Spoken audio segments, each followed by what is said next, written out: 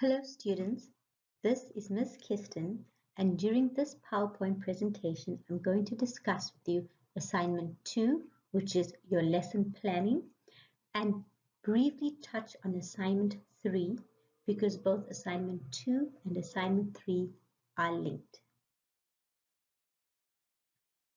Let me first begin by discussing with you assignment 2, which is based on Unit 4 lesson planning. Assignment 2 is based on lesson planning.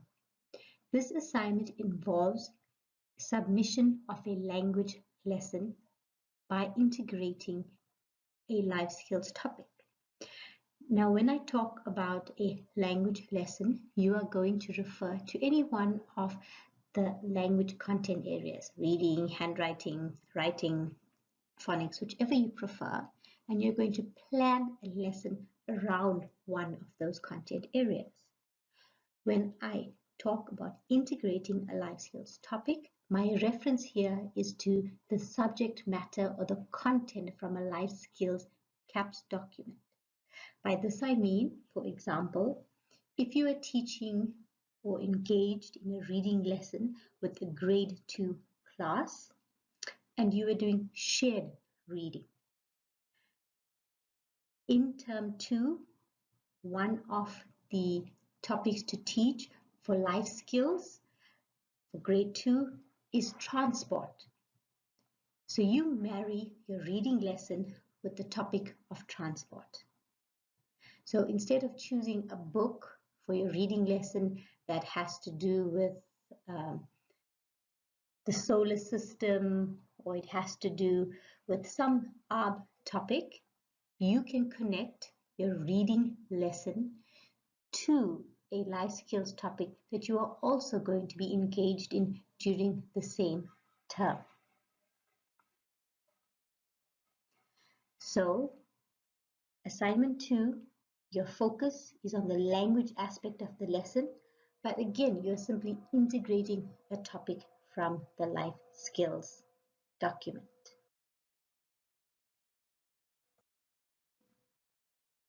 Now let me explain further.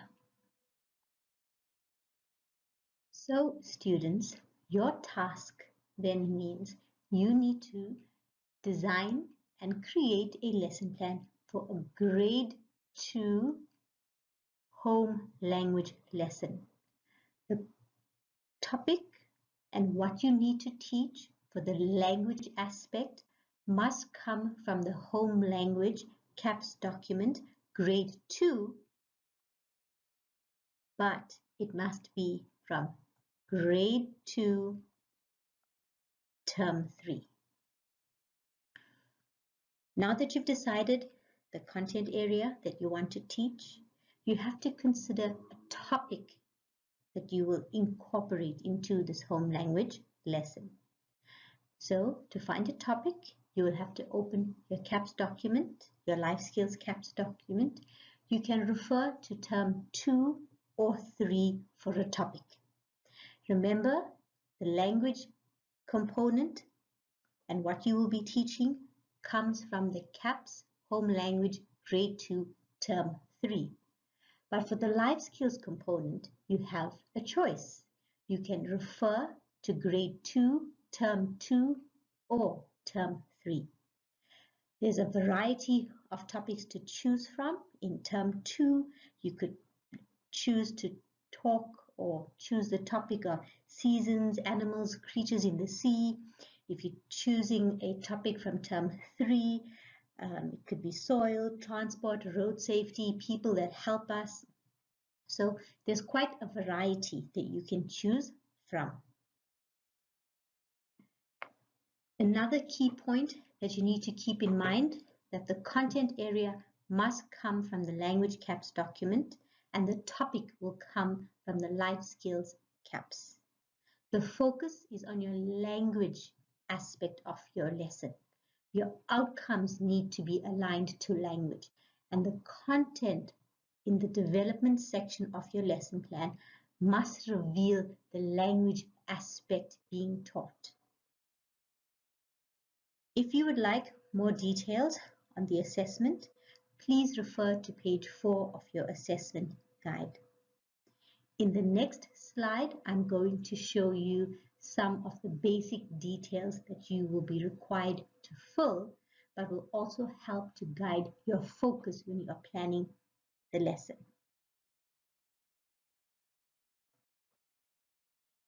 On this slide, you will notice a basic detail of the lesson plan section. The name has been completed, the student number, date, and circle group. You can clearly notice that this lesson is going to be for a grade 2 class and the term is term 3. Remember that the focus is on language, so it is a language lesson for a grade 2 class in term 3.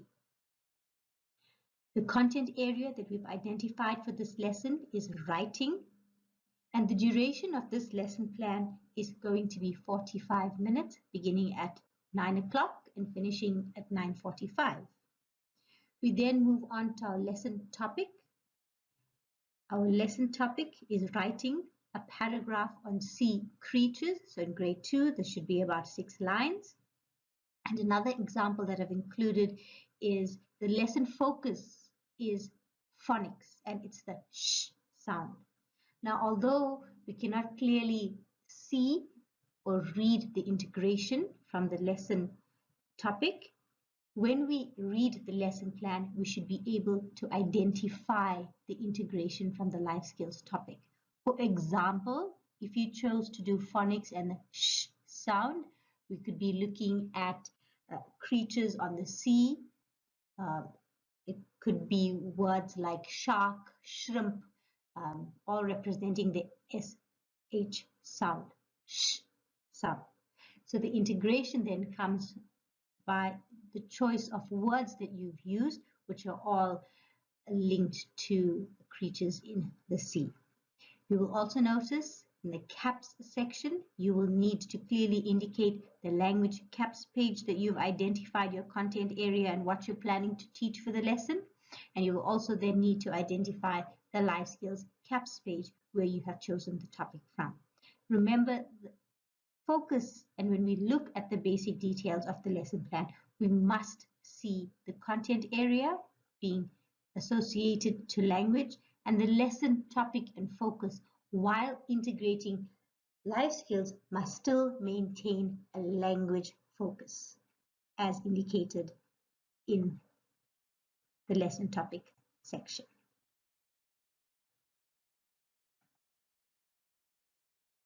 Again, students, this slide is just to reiterate the focus of your lesson plan. Ensure that it is an English home language lesson, term 3 for English, and for your life skills, a topic from either term 2 or term 3. Please ensure that you get this quite clearly and explicitly, because in the past, students have not paid attention to the term that the language component has come from, and instead of choosing the correct home language term, in this case it's grade 2 term 3, they have chosen a term that was not indicated clearly in this instruction. The life skills topic comes from term 2 or 3. You have a choice in terms of what you would like to talk about. Remember, the focus is English home language, grade 2, and from a grade 3 term, grade 3. Keep your content, your outcomes, your focus language orientated. Ensure that you use both documents, your language caps document and your life skills caps document together, so that you can create a connection between the two. We are now going to look at page 4 of the assessment guide.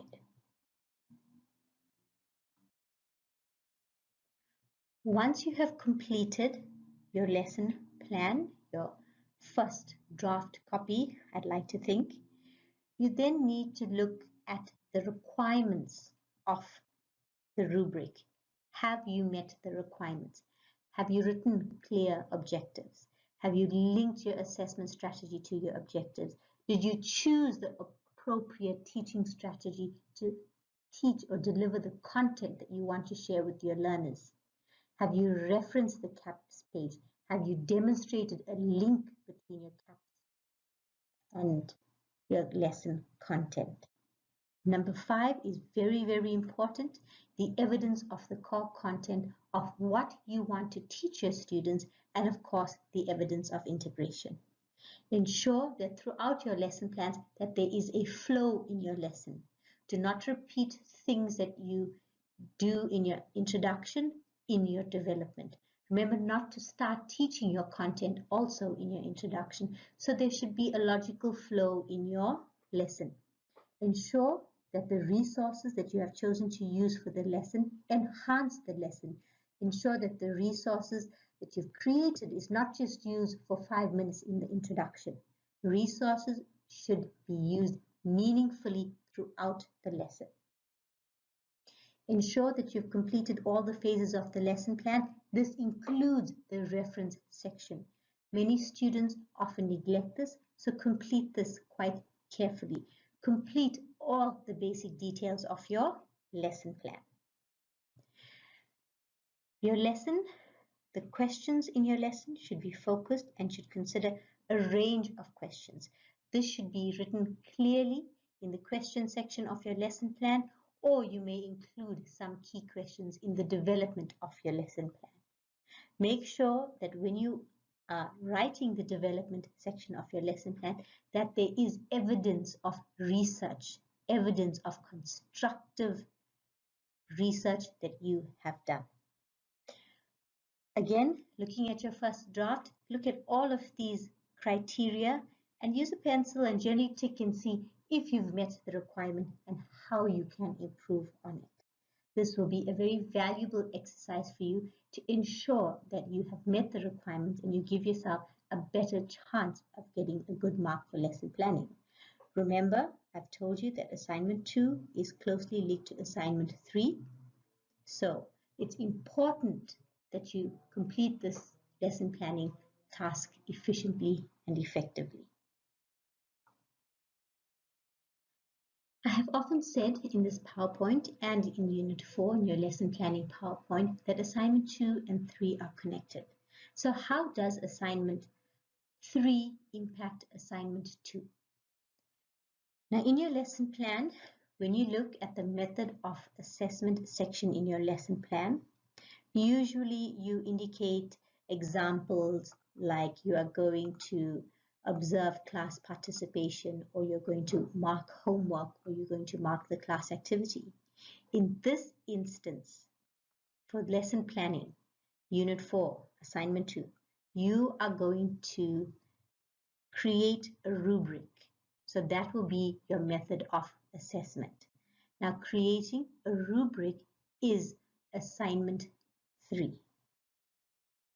So when you are planning your lesson, ensure that the content area you choose will give you enough content and will provide enough information so that you will be able to create a rubric that will effectively match the content that you are going to teach.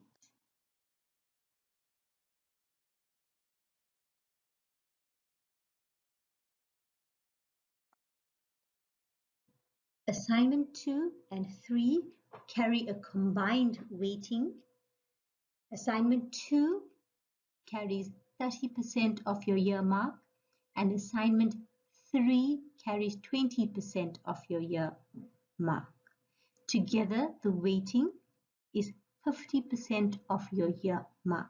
So as I've mentioned, and I'm reiterating, that you need to take a lot of time to complete these assignments. Now, we have not discussed or touched upon the topic of rubric, and this will be discussed in another unit, which is Unit 5, and the lecture will be presented to you on the 8th of May. For now, it could be an electronic online lecture, or it may be a face-to-face lecture. So it is important for you to take time to read this assignment requirements it's important for you to review the expectations of creating a lesson plan. In terms of the rubric, you need to think carefully about what it is that you want to assess. So when you are planning a lesson, this lesson planning, you have quite a few things to consider. You need to keep the focus of your lesson language. You need to integrate a topic from life skills. And then thirdly, you need to think about your method of assessment, which is a rubric. So you need to choose a topic that you can assess.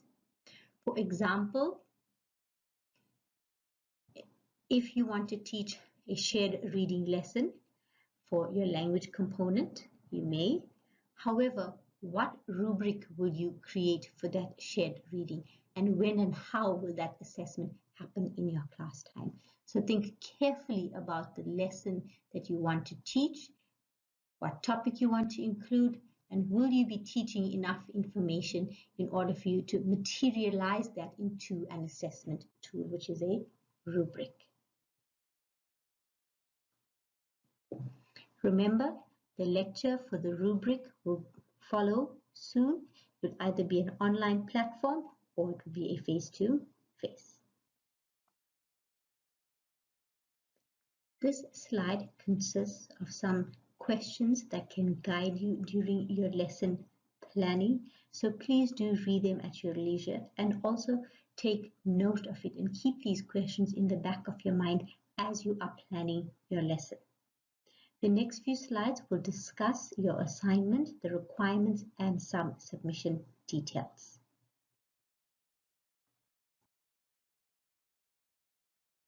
In this slide, I should have included the assignment dates, but for now, you need to follow ECI and wait for the new assignment test and schedule to be available to you. But for your information, you need to acknowledge that assignment 2 and assignment 3 is an electronic submission. You will only be allowed to submit one file. So assignment 2 and assignment 3 are due on the same day, naturally, because if I have a lesson plan in front of me and your assessment strategy is a rubric, I need to see what that rubric is. Now you need to type out your lesson plan, and then in the next page, once your lesson plan is completed, you will need to include your rubric. So you will only be allowed to upload one file. So assignment 2 and 3 will probably be, on the same file, assignment 2 first and assignment 3 next. In the next slide, I'm going to give you some guidelines on the presentation of your electronic submission of your lesson plan and rubric.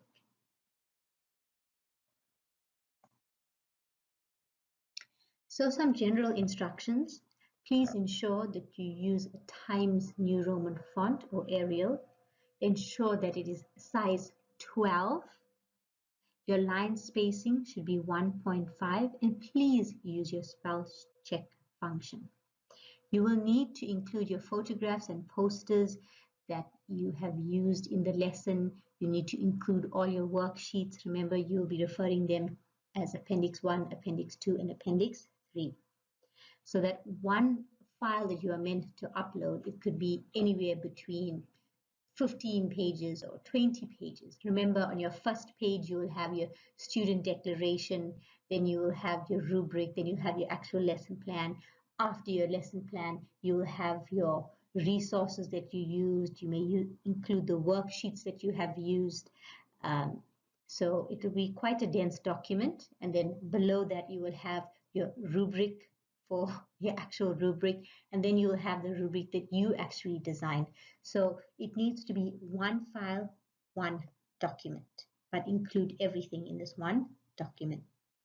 If you are going to be watching YouTube videos in your lesson, or you're going to be playing any audio, please ensure that you include the link very carefully in the reference section so that we can view the video and the song or whatever it is that you're going to be sending or showing your students.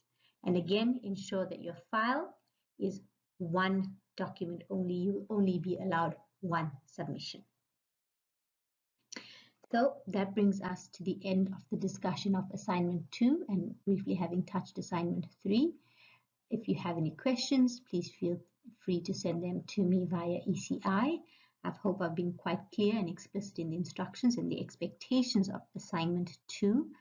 And I look forward to reading your lesson plans as always. Thank you for listening and all the best in your preparation.